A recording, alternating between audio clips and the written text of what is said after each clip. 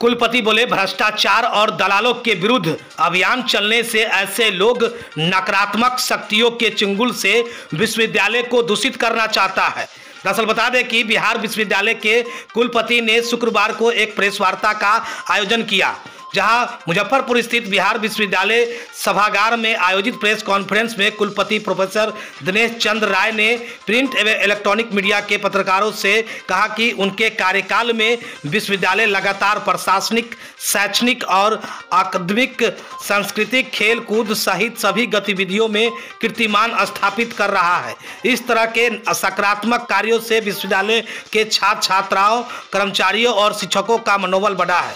Seminar, symposium और workshop जैसे गतिविधियों से विश्वविद्यालय परिक्षेत्र में एक जागरूकता पैदा हुई है।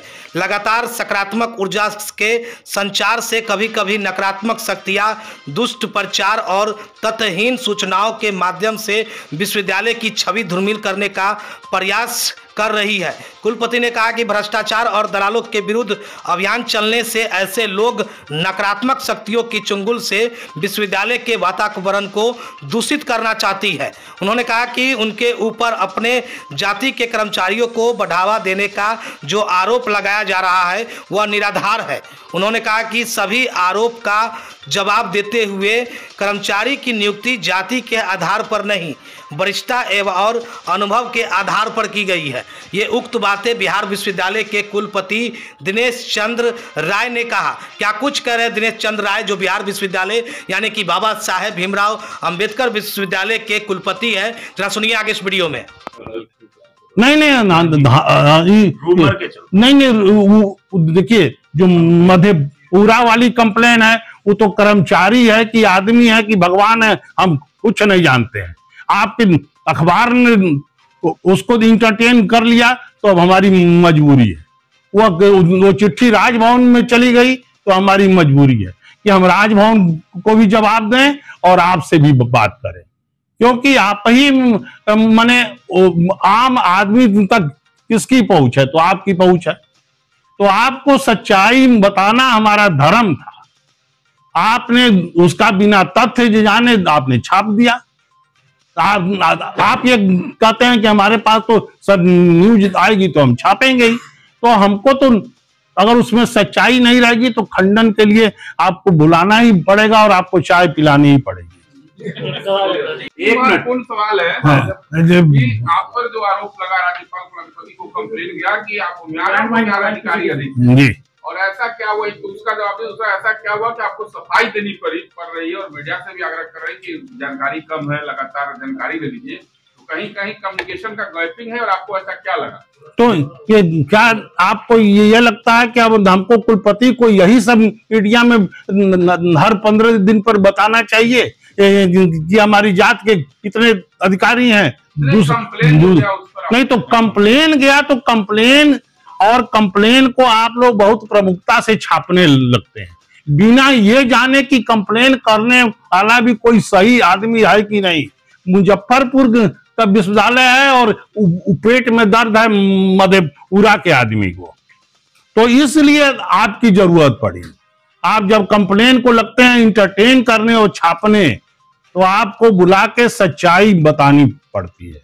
और अगर हमारी बात में सच्चाई नहीं है तो आप सारे लोग बैठे हुए हैं, कहिए कि आप झूठ बोल रहे हैं। इसलिए हमारी इस प्रेस कॉन्फ्रेंस की जरूरत इसलिए पड़ी। इस प्रेस कॉन्फ्रेंस की जरूरत इसलिए पड़ी कि कुलपति को पता नहीं कौन गंभीर बीमारी है, तो हमारी जांच की सब रिपोर्ट है वो भी आपको शेयर कर देंगे। मैं पूरी तरह से स्वस्थ हूँ, बड़ी धमक के साथ हूँ, ऑपरेशन हमारा सफल है, आपके बीच में हूँ और इसीलिए आपके साथ बैठ के चाय पीने के लिए प्रेस कॉन्फ्रेंस की जरूरत पड़ी है। पूर्व और अभी में अधिकारियों की क्या स्थिति है? अभी तो बताए तो आप देर से आए तो हम उसी बात को फिर से बोले। आवेदन में सर उल्लेख है कि 42 महाविद्यालयों में 17 जो है भूमियार जाति के हैं जी, जैसा कि उसमें पत्र में लिखा हुआ जी।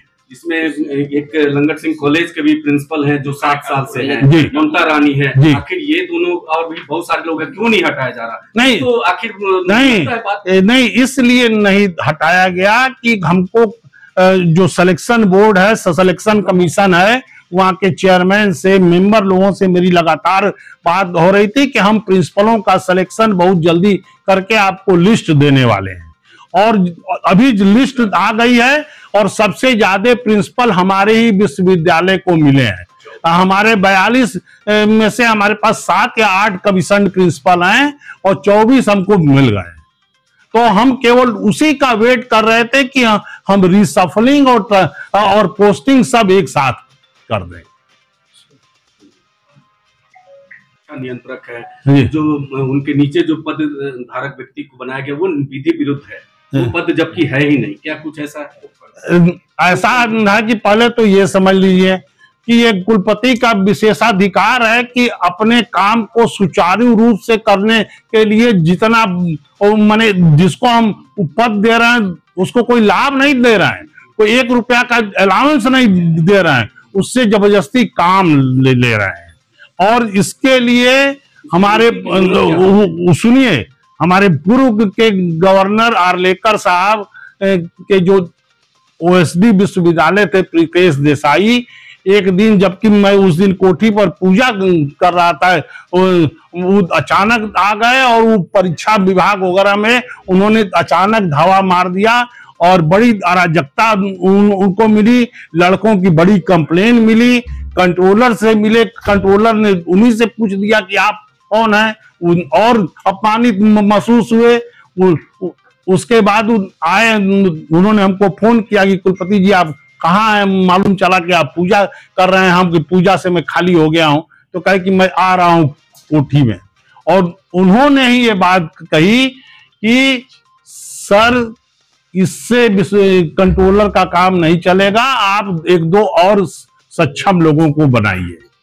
और हमारी पूर्व की जो रजिस्ट्रार थी उन्होंने कहा, ये एडवाइस किया कि सर कोशिश करिए कि 2 में से 1 महिला को बना दीजिए, तो लड़कियों को अपनी कंप्लेन आके करने में सहूलियत रहेगी और महिला अधिकारी के साथ जल्दी कोई बदतमीजी नहीं करेगा। तो हमने एक रेणु बाला को बना दिया, एक आनंद दुबे को बना दिया। रेणु बाला भूमियान है, आनंद दुबे ब्राह्मण है, वो रिप्रेजेंटेशन में कि दोनों भूमियान है।